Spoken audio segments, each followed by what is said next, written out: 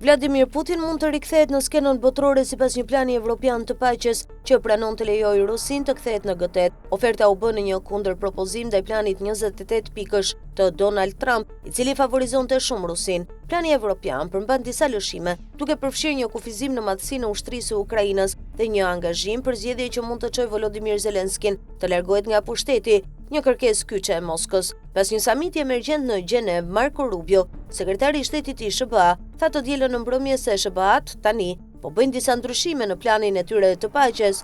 Kundërpropozimi u publikua pasi presidenti amerikan tha se Ukraina kishte treguar zero mirënjohje për përpjekjet amerikane për t'i dhënë fund luftës. Rubio tha se Trump duhet ende të nënshkruajë marrëveshjen. Rusia, e cila i ka ndryshuar vazhdimisht kërkesat e saj, gjithashtu duhet ta nënshkruajë atë. Sipas planit evropian, Rusia do të riintegrohet progresivisht në ekonominë globale. Plani shton se vendi mund të ribashkohet me G8-ën. Marrëveshja gjithashtu thotë se madhësia e ushtrisë së Ukrainës do të kufizohet në 800.000 në kohë paqeje, ndërsa një version i mëparshëm i planit evropian nuk përfshinte asnjë kufi. Propozimi i SBA-Rusi kërkonte një kufi prej 600.000 ushtarësh. Marrëveshja shton, Ukraina do të mbajë zgjedhje sa më shpejt jetë e mundur pas nënshkrimit të marrëveshjes së paqes. Megjithatë, marrëveshja evropiane heq kërkesën e Rusisë që Ukraina të heqë dorë nga rajoni lindor i Donbasit. Marrëveshja gjithashtu ishte një klauzol që do t'u jepte SBA-ve 50% të fitimeve të ardhshme nga asetet e ngrirëra ruse të investuara në Ukrainë. Rubio shkroi në mediat sociale se propozimi i paqes u artua nga SBA-t. Ai ofrohet si një kornizë fortë për negociatat e vazhdueshme.